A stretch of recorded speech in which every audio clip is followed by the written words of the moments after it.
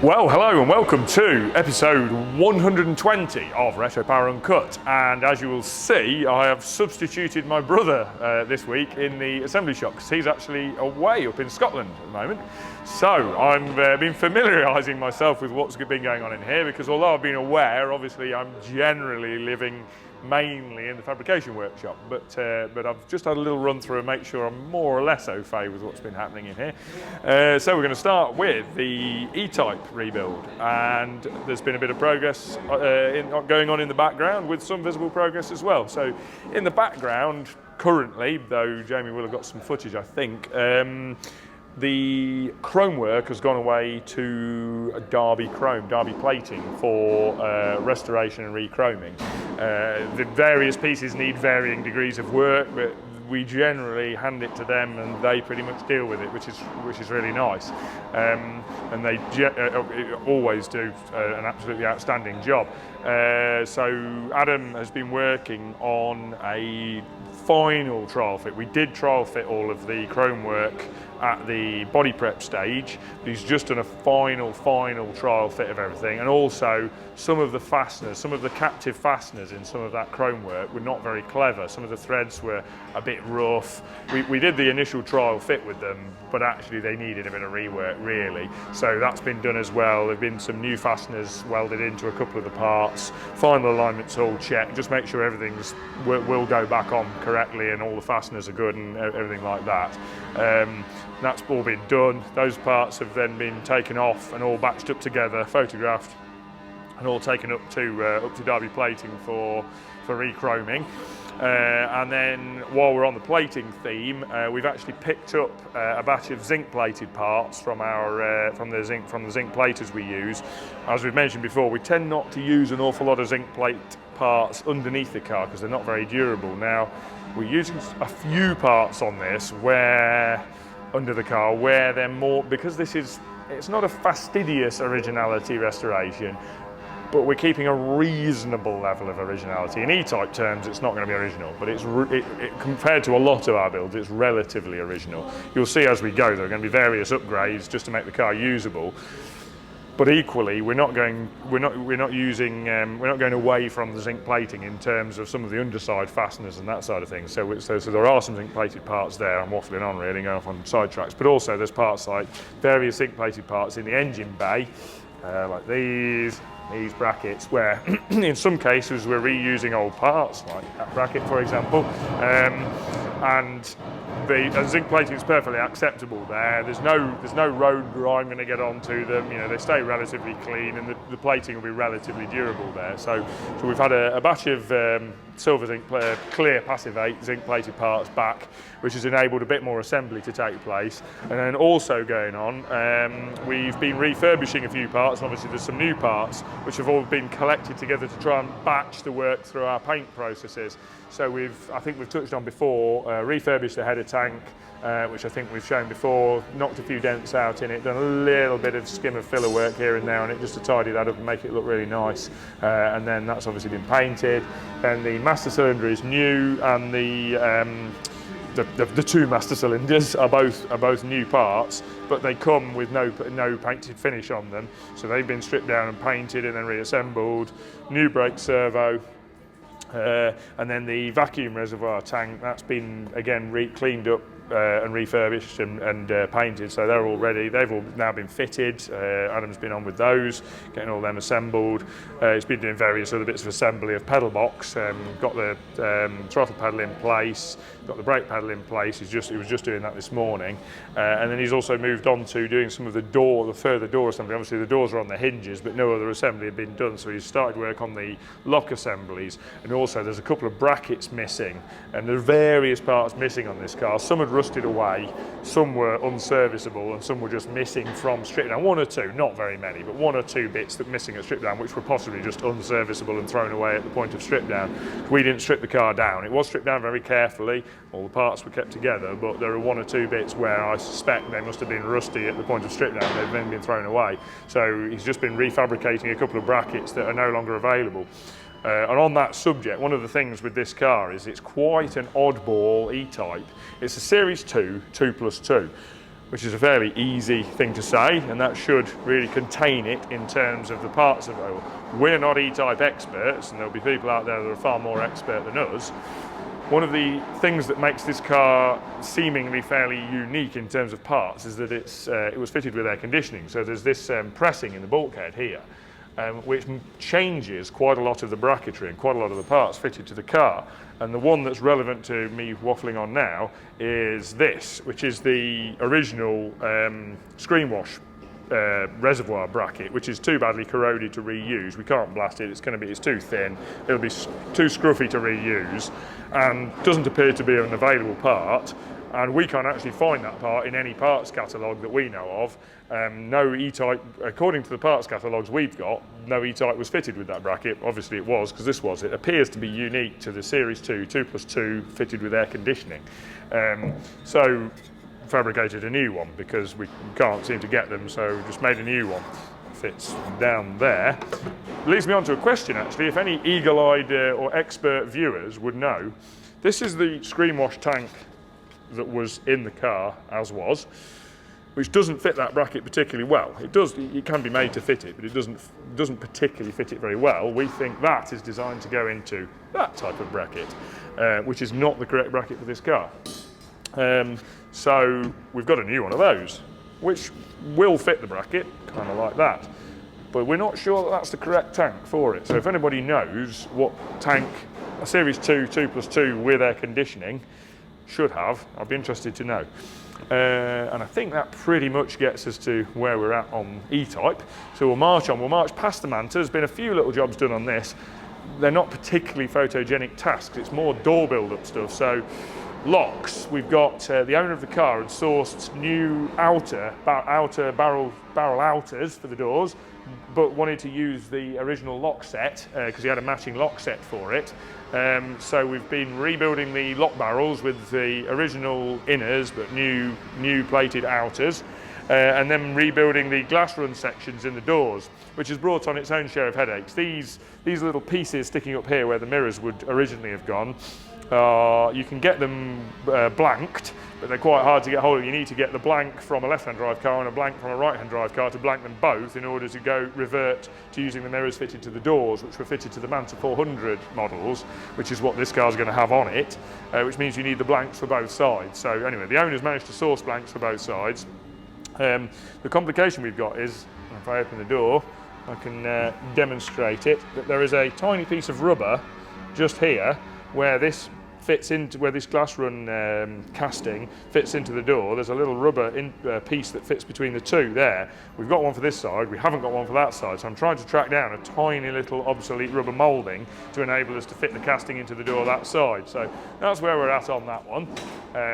Steady progress, but little details like that can catch us out. In years gone by, we had pieces of Opel Manta everywhere, and I'd have probably had one, but I don't actually have any lying around now.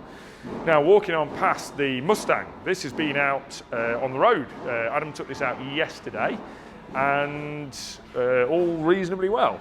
Everything's working. We've tried to pick a bit of time when the weather wasn't too horrendous. It's still pretty unpleasant, but it wasn't too horrendous. Took it out for a run, generally okay. Had a little brake issue.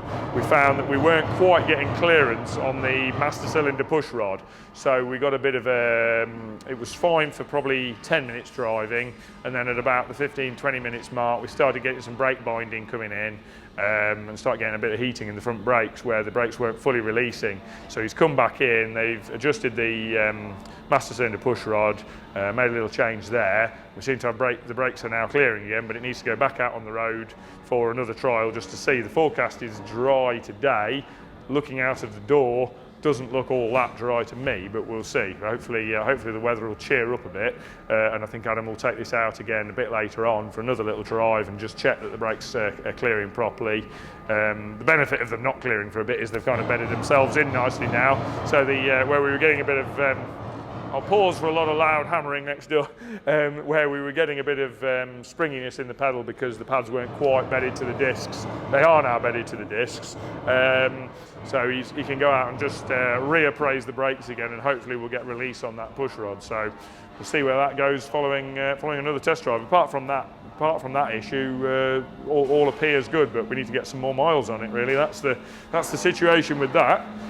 Moving on around here, we will go by a brief guide past the NSU, where this is hopefully leaving here very, very soon, going with its owners taking this to another guy who is kind of the authority on NSUs to do all the final assembly work, because we haven't worked on one before. The remit wasn't really the full rebuild of the car originally, and the guy that it's going to is much better equipped than us to do an efficient rebuild of a car that we literally know nothing about. Every step of the way, there are so many progressive changes that were done over the years that these were made, and so many of the parts on this car and the donor car that we also had were not correct for the year. It becomes rather complicated, and that somebody who knows their way around it would do an infinitely better job of reassembling it. So that's what's happening with that. We're just doing a little bit of work now getting the door alignment finalised. We had a part missing for the sunroof mechanism. Rich remade that yesterday, so we've now got there are a couple of the guides. One of the guides was missing. The slides for the sunroof was missing from presumably lost at strip down. So we've remade that. So that can all be hopefully assembled now. I think there's some other parts missing there as well, but I think the owner's possibly bringing those on Saturday, so we may be able to get the sunroof assembled at that point. I think once the sunroof's in and the glazing's all in, panel alignment's finished off and it's rolling, I think that's the point where this is then leaving us, which will yield a little bit more, briefly yield a little bit more workshop space. And then moving on from that, James is working on the Land Cruiser exhaust. I think where you last saw it, he'd got that to the sort of first set of boxes ahead of the axle. There was a bit of a revision of plans at the back because there's not a lot of space. Although there's loads of space under a Land Cruiser, there's not very much space with the particular position of the rear dampers. They kind of foul you up. However you try and do the exhaust, you're working around the dampers, which is a bit of a fiddle.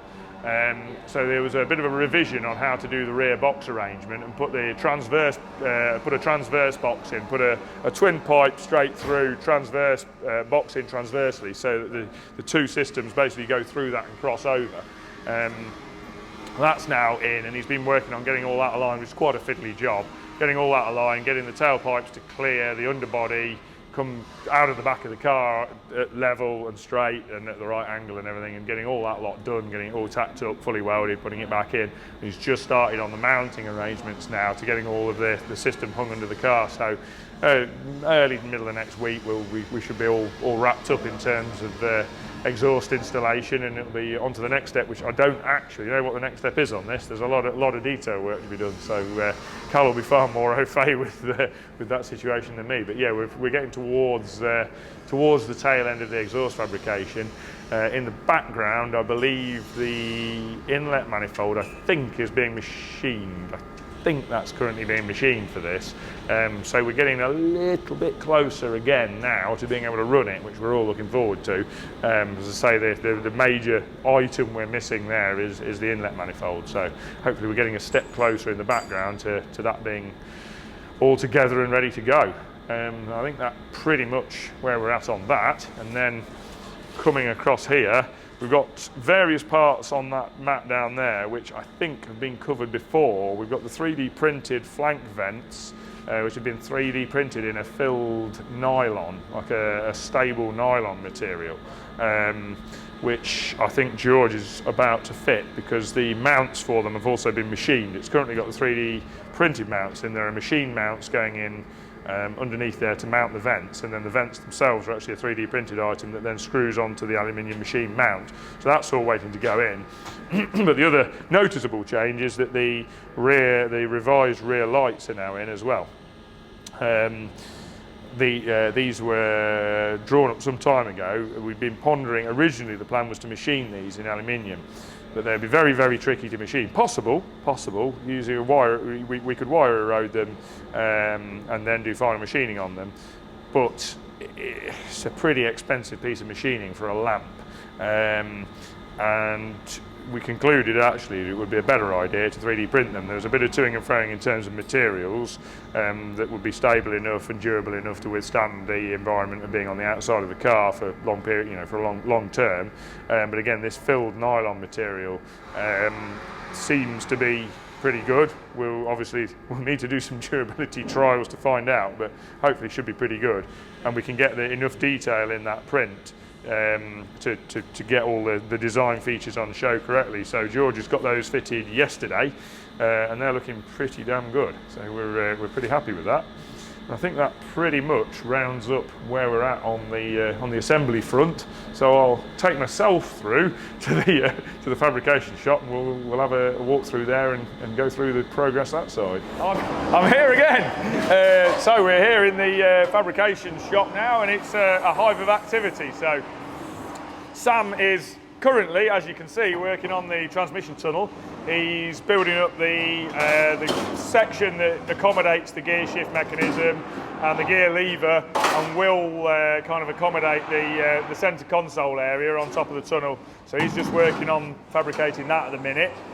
He's also been busy putting in the seat mounts and the exhaust tunnel, finishing the exhaust tunnel and getting both sides of the seat mounts finished and in, getting the gussets put on those and getting all that ready. And then he's trialled the seats in, got the driving positions checked, everything's as per the other car, a couple of welds to do dress off and things like that, but that's all pretty much coming together now. So most of the inside stuff is done.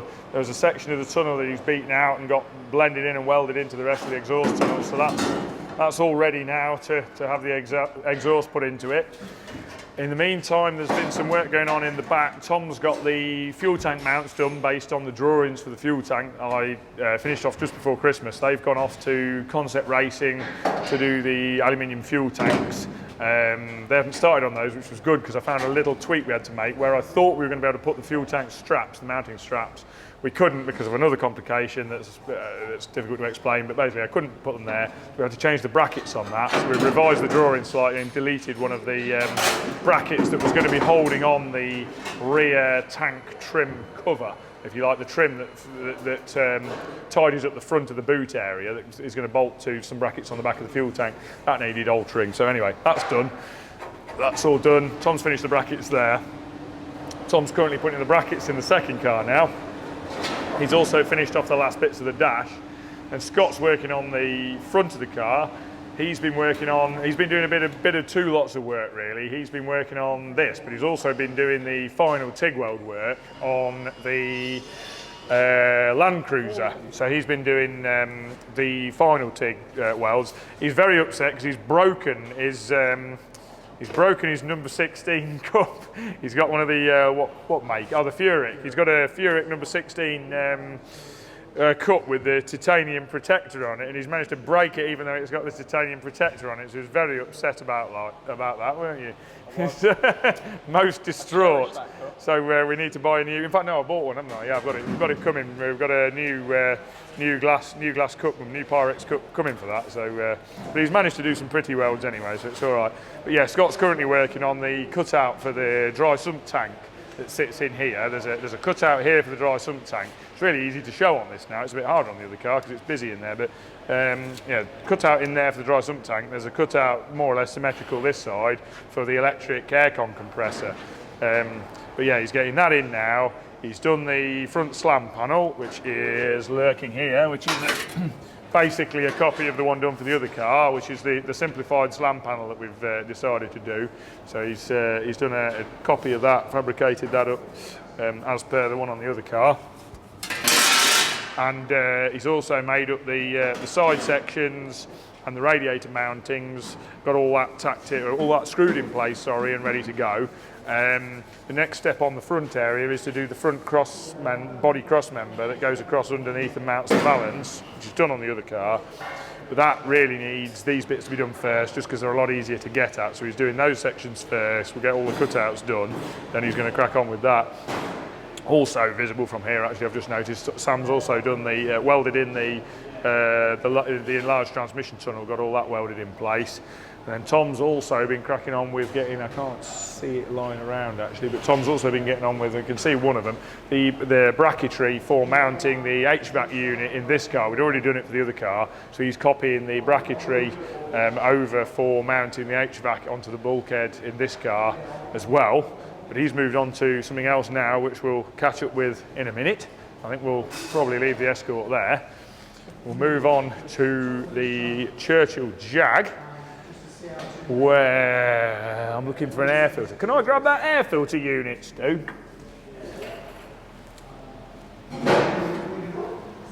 Stu's just, here we are.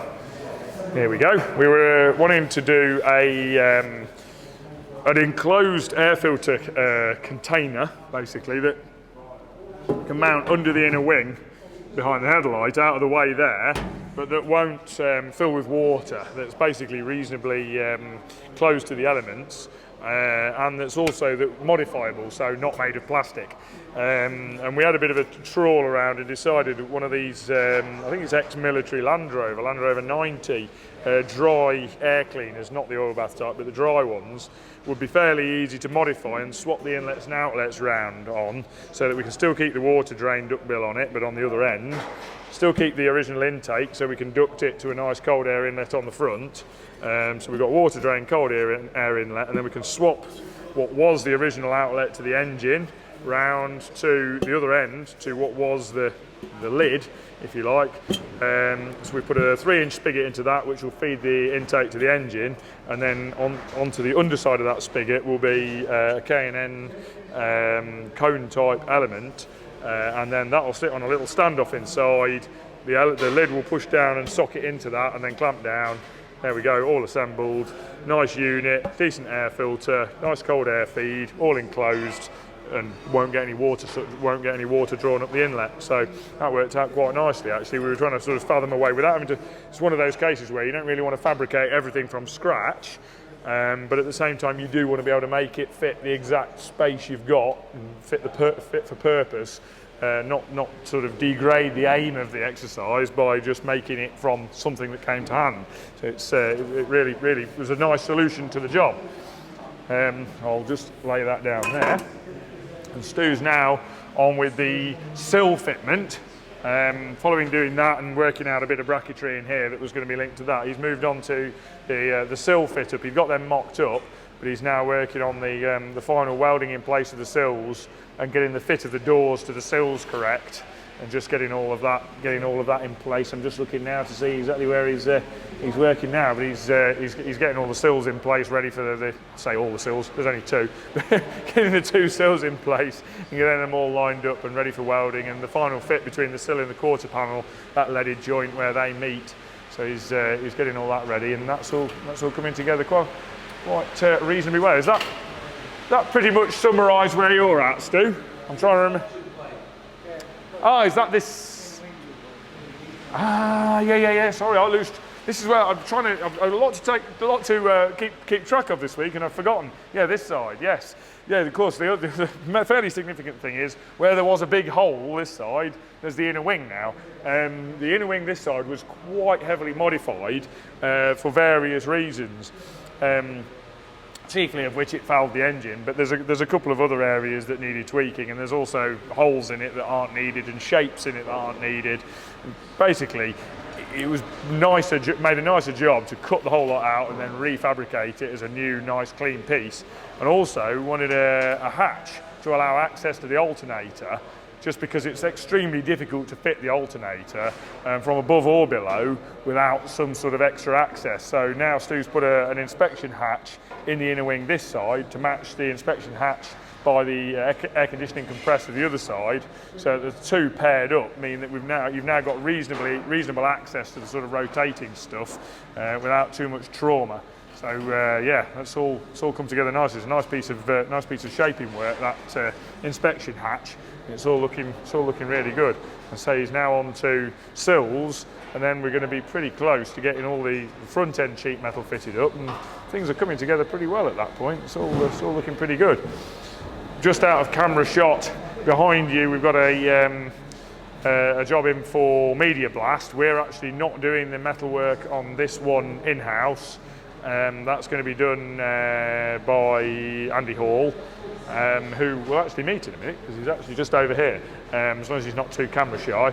Yeah, we're media blasting that. That's for an existing customer, and yeah, that's so you'll see that again. But at the moment, it's just here for media blast. And then we move on to the second Escort, where Sam is just doing you saw him earlier doing some work up there. He's just checking some dimensions on the centre tunnel in this. The reason for that is we've got to make sure that the cars are pretty consistent in all the interior areas where there are any trim parts going to be made, because some of the fundamental trim parts will be made exactly the same. And so we do need the metalwork that they're fitting to be the same within a pretty tight tolerance, so that we know that the trim parts fit both cars, because we don't want to have to, where the parts are going to be identical, we want to make sure they are identical basically. We don't want to create problems later on. So he's just making sure that that centre tunnel is exactly the same between one car and the other. On this one, I'm working on the brake conversion, where I just ordered one set of brake discs and I've got the wrong top hat offset on them, so they're going back, and I've got to get a different set. I'd forgotten I needed a shallower offset disc, so I've just ordered those. So I'm waiting for those now to do so I can get the calipers set up, measure up and do the caliper brackets. The reason for all that, just in case somebody's going to say, oh, why don't you do what you did on Gordon's car? The reason for that is this is on different sides. One of the other things, these are not direct copies, and this car is running bigger wheels, it's running 15-inch wheels, so I can run bigger brakes on this, which is good, because the brakes were extremely difficult to fit inside those very small 13-inch wheels on Gordon's car. And the car looked great on them. It was very good seeing it with the 13-inch wheels on, but the 15-inch wheels do make the brake situation a lot easier. So that's good. I'm going around the other side. Andy's run off now, so I can't even get him out. I'm not even going to catch him on camera. He's run off. But if you come around here, you can see the work that's occurring on here. The first set of arches off the hammerform tooling are just underway being fitted. We had the hammerform tools made, which you've seen in a previous video, machined from solid epoxy tooling board, and then Andy has hammerformed the pair of rear arches. He's got the fronts, the pair of fronts for this car will be underway shortly. I think starting beginning of next week he'll be underway on the fronts. He's now come up. He wants to sort of see the job through on the first set of arches, so he's come here to help stroke fit the rear outer arches, and then the second set of arches we're actually going to be hammerforming here, with Andy working with us a bit on that. The reason for this is that Andy's done a lot of this type of jig chasing hammerform work. None of us have. So he's holding our hands a little bit on this. He's very experienced, we're not. Tom's got some experience of that. I haven't really got much at all. Andy's got loads, so we're relying on his help there, and he's helping us along the way and guiding us and showing us how the professionals do it, and keeping us on track. So Andy's getting these fitted today and tomorrow. And then we'll be moving on next week. He'll be starting work on the fronts, and watch this space for progress. But yeah, it's all coming along quite nicely. And I think, and obviously, yeah, stepping back, Bobby's also been working on this car. He's been doing some underside work. Primarily, we had to do a couple of little tweaks on the exhaust. There's a couple of places where the exhaust, when it was made, had pulled slightly and was actually too close to the shell in two places. So he's had to do a couple of little alterations on the exhaust just to refine the clearances a little bit. He's then moved on to the prop shaft centre bearing cross member and the handbrake mechanism. We were going to mount the handbrake cable outers to the prop shaft centre bearing cross member. However, there's been a revision on that, and we've decided not to do that now for a couple of reasons. The handbrake cable routing lends itself to not being mounted to that, and the prop shaft clearance is quite limited. It was on Gordon's car exactly the same. Now we did mount it to the same structure on that. On this, we're revising that slightly because the floor structure is different on this car than it was on Gordon's. We are actually mounting the handbrake cable outers to part of the floor structure instead, to a reinforced part of the floor structure, and using the gearbox prop shaft centre bearing, the prop shaft centre bearing cross member just to mount that. So Bobby's currently fabricating that and getting that in, and obviously he'll be making 2 of everything again so that we can do the same on the other car. And I think that pretty much rounds up where we are on Escort. I've probably missed something. There's quite a lot going on this week and quite a lot for me to remember, so I think that pretty much rounds up where we are on that. So moving on, we will go past the Porsche, squeeze through the little gap. We're going to go into the paint booth in a minute and pick up where things are at in there, because there's a big reveal in there. And we'll come in here where we've resumed some operations on Jensen CV8. This is the first time we've been able to have a proper sort of look at the carbon body, short of just sort of dropping it on the chassis. So Gaz and Mark and Steve are all working on getting this somewhere near fitting, which is coming along pretty well. There's a lot of fettling and cutting back of edges, trimming, all the things you'd kind of expect to do. But it's all coming together quite nicely, and it's, to be fair, it's quite refreshing now working on something that's nice thin carbon rather than inch-thick fiberglass and sort of filler-based misery that it was when it was last here. So yeah, they're getting all this screwed together and clamped in place and working out where everything lines up, getting pilot holes put in place for things where we can then do bonded on nutserts and all of the other things that we've got to do to get everything fitted in place. But it's coming together nicely. We've got door shuts that look somewhere near where they ought to be. Obviously other doors to go on yet. Got to get all things in place there. The next step will be, once everything's in place at the front, they're going to refit they've already got the front section where the headlights are and stuff, that's already in place. We've got to get the bonnet back on, check all the shut lines around the front end, make sure they're all basically where they were when it was all assembled before. If they are, then the bonnet and the boot lid will both be going off to KS to be made in carbon.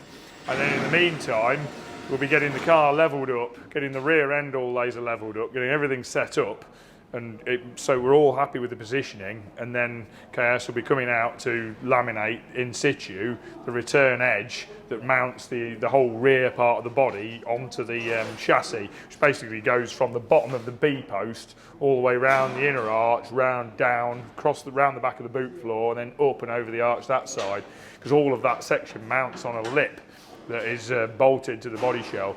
So all of that to the chassis, I call it the body shell. It's hard to say where the body shell ends and the chassis sort of starts on this, but basically all around the sheet metal work around the boot area, the body has a lip that sits onto that and bolts on, and that couldn't be moulded in situ because of the fiberglass varied in thickness from sort of 6mm thick to 15mm thick. So we couldn't really get a reliable position from the back edge of that flange. So it's decided to leave that off and laminate that afterwards once we knew exactly where everything was going to sit, laminate it in situ. So KS are coming out to do that. And that's pretty much where we're at with that. And then also in the background, the panel prep going on, the final primer prep for the 69 Charger panels, which are pretty much all getting there now. They're into the next stage on those will be the Raptor on the back of those. And on the subject of that, if we go around to the booth now, go into here, we have a Dodge Charger, which is now wrapped. The inside Raptor is done, so the first stage of that operation is done. So Gaz has just done this morning with a textured black Raptor finish on, which will be the inside finish. The next stage will be to demask the outside, mask the inside, to reverse the masking from where it's at now, and then do the underside, which is going to be body coloured Raptor and then lacquer underneath. Then that can be demasked. Then the car will go back into the prep bay, and all the primer, we'll do a mock-up build with all the body panels, and then all the primer will be wet blocked, all the final gaps checked and everything, and then in the meantime, alongside that, all the panels will then be raptored on the rear faces. Once that's all done, then everything will be finally wet blocked on the outside, and then final paint. So it's getting it's getting pretty close now. Yeah, it's nice to see the first bit of final finish applied to the car. So it's yeah, it's all coming together quite well. And I think the owner is coming to visit on Monday, which would be nice. We've not seen him for a little while, so it'll be nice to see him see the car, and it's a significant step forward from when he last saw it. So yeah, it's all coming together quite nicely. I think on that note, before I lose my voice entirely, I think that's probably it for this week. So we will see you again next week.